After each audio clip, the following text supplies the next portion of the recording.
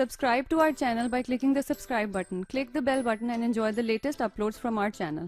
अस्सलाम वालेकुम नाज़रीन, आपको अपने चैनल में वेलकम कहती हूँ। शुरू करती हूँ अल्लाह के नाम से जो बड़ा ही मेहरबान और नहायत ही रहम करने वाला है।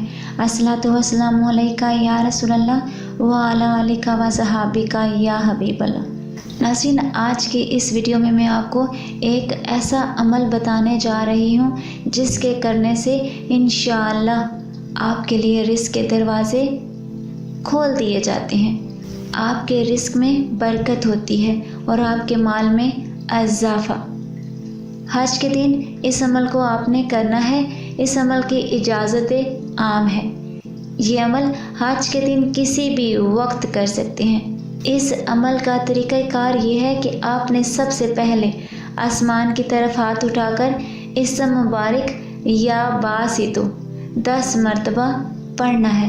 फिर हाथ अपने चेहरे पर फेर लेने हैं। इंशाअल्लाह इस अमल की बरकत से आपके लिए रिज़्क़ के दरवाज़े खोल दिए जाते हैं।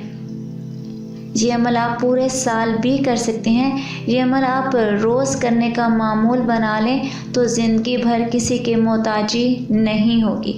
नाज़रीन, आपको पहले भी कई वीडियोस में आपको बता चुकी हूँ, अब दोबारा से बता देती हूँ कि कोई भी वजीफ़ा करने के लिए ये ज़रूरी होता है कि आपने 5 वक्त की नमाज़ पढ़नी है, यानी कि नमाज की पाबंदी शर्त होती है किसी भी वजीफ़ा शुरू करने से पहले।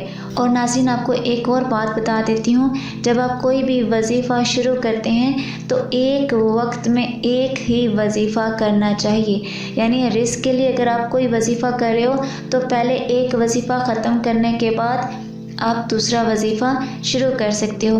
एक ही वक्त में एक ही चीज़ के लिए 2-3 वज़ाइफ नहीं कर सकते।